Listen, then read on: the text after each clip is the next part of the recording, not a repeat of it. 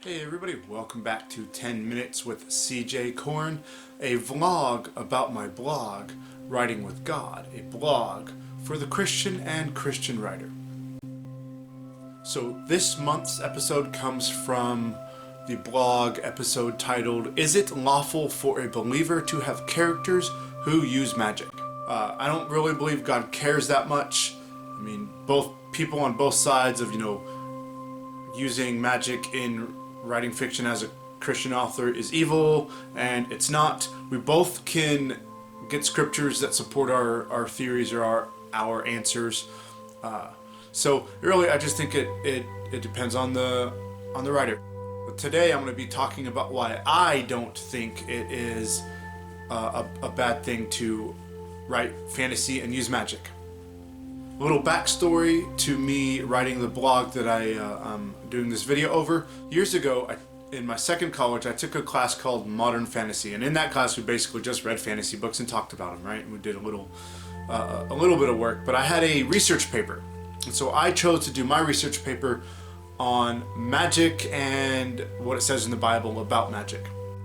There's a couple things that I really enjoy at the time, and I still do, really enjoy doing, that some Christians would say is against Scripture and others wouldn't. A couple of them are LARP, live action roleplay, and Dungeons and Dragons. So my thoughts were that I would be doing this research and be convicted about playing D&D and playing LARP.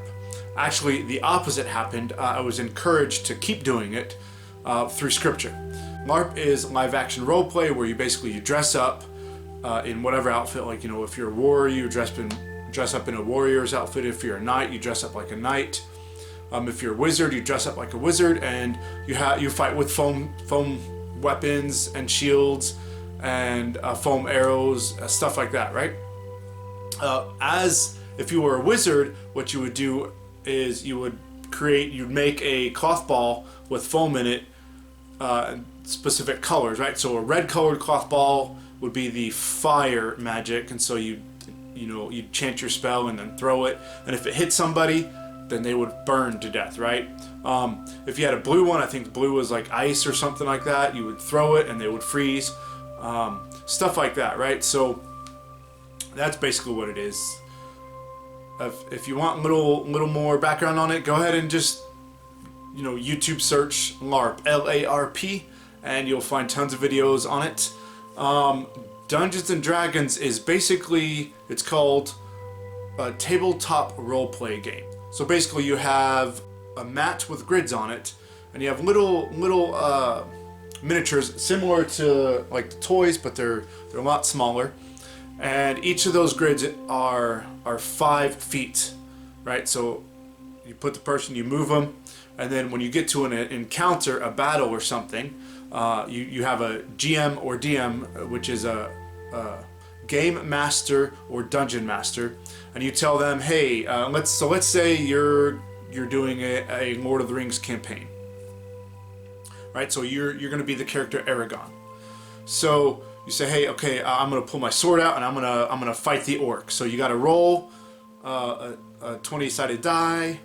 And if you beat the GM or DM, then you win and you get to roll for damage now, right? So every player does that. It's turn by turn, and then so you fight. Now you can either act it out, which some do, but most people just they roll and they move their characters once they defeat the other character, right?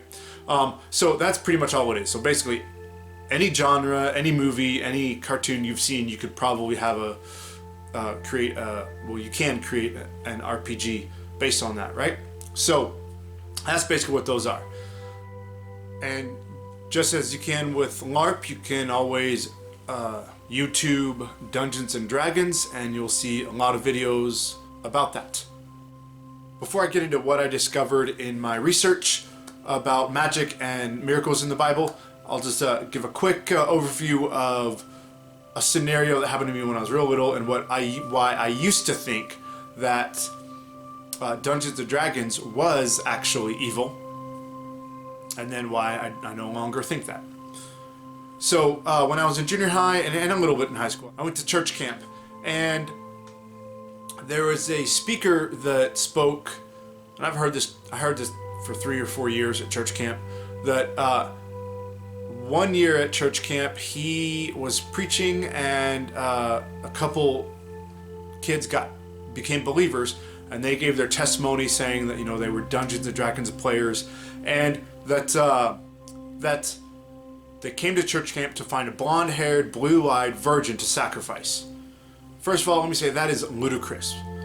I've never known a D&D player to actually take that into real life. If they do, they're crazy.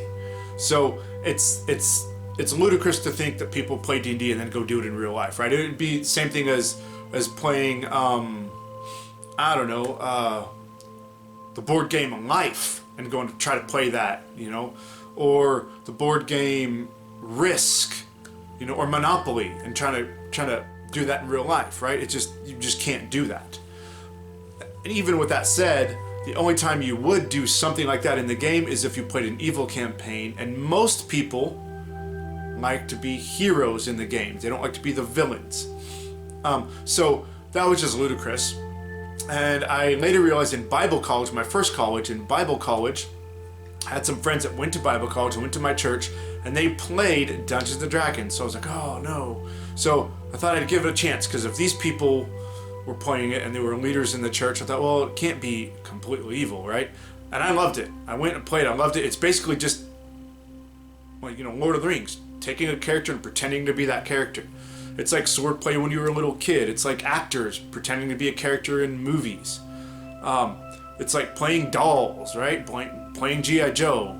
It's all just fun and games. You use your imagination, and it's fun. That's my history of it's just a fun thing to do. Now, yes, I said in a previous post, I think my first blog, my first video, that nothing in and of itself is evil. We humans make it evil or good.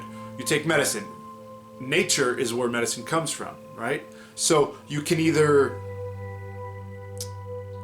create medicine to help people, or you create medicine to hurt people.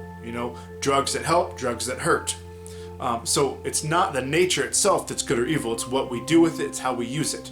So with that said, I'll go ahead and get into my research from my second college, where I researched magic and miracles in the Bible. So like I said before, I thought I would be convicted to stop playing these games, but instead I got encouraged to play it. And here's why.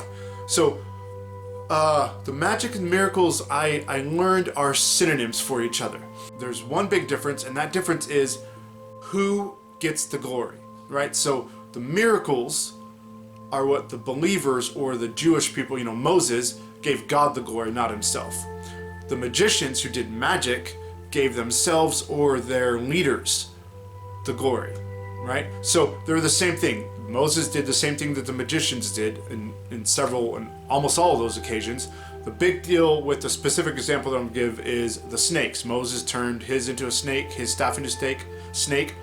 The magicians did the same thing. Now, Moses' snake ate the other snakes, which implies that he had more power anyway, but that's beside the point. The point is, they did the same thing. So one's called a miracle, one's called magic. They did the same thing. The one difference is that it was who they gave the glory to. In addition to that, in my research, I found out that the same Old Testament passage where God says, don't do witchcraft, a few passages later, he's telling his people to perform the same things that these witches did and people that did witchcraft did. The difference there was who got the glory. The witches and people, they were doing it for their own glory, their own pleasure, their own profit. Every time you see a miracle happen in Scripture, even in the New Testament, they mention a guy who wanted it for himself, right, to give himself glory. He was not given the miracles, right? So it's all about who gets a glory. Miracles, God gets a glory. Magic, humans get the glory, or it's for selfish purposes. Now, yes, I would definitely agree that there are people that if they were to play D&D or LARP, it would be almost demonic for them, right? They would, evil spirits would use that as a foothold to get in. But I say it's just like anything. It's like dancing. Some people can dance and with other people and they have no problem. Other people, if they start dancing, they start thinking those thoughts, bad thoughts, lustful thoughts, so they don't dance. People play cards, same thing. Anything, it's the principle Christian freedom, right? Paul talks about that. He talks about, you can eat food given to idols.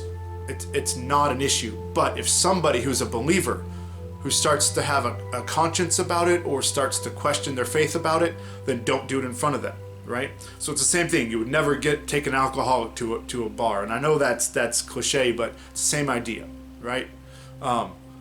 Stuff like that, right? So it's just like everything else. You can make it good or bad. So basically, in my research, it led me to not be convicted to stop, but encouraged to keep playing, right? I have no conscience about it whatsoever. I don't believe it's bad. Nobody can convince me because I've studied it, and I believe in my spirit that it is not evil. Somebody else might, and that's okay.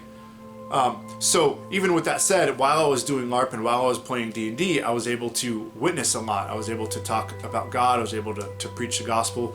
I was able to just start up spiritual conversations, right, with people that normally wouldn't talk about God or Jesus or church, right? So it can have ministry, just like Harry Potter can have ministry, believe it or not. If you look at the Harry Potter story, you can totally get a type of Christ from that, right? And you can preach the gospel. So it's no different than Lord of the Rings or Chronicles of Narnia. It's just how we use them. So I think I mentioned before that I write some gory stuff, and actually I hope it will minister to somebody in the way that somebody reads it and then they start reading something else of mine, and then eventually they come to Christ. So same thing with fantasy. Fantasy, I just love the genre. I love the medieval lifestyle. I love, the sword fighting. I love the magic. I love, the clothing. I love all that stuff. It's just a fun genre for me, so I like to write it. It would actually be amazing if later down the road in my life I discover that somebody actually read my fantasy and even my gory stuff, and they started reading my Christian fiction and they became believers. That would be exactly what my goal in writing, especially my Christian fiction, would be. But also, that's my behind the scenes hope in my fantasy. Even though, whether or not that ever happens, I'll write fantasy because I love writing fantasy and writing sci-fi and all that non-Christian stuff, right? So that's pretty much it. Thanks a lot for listening. Hope you guys enjoyed it, and I will add the link to my blog post so you guys can read it. There's a little bit more stuff in there than in the video. I will see you guys next time.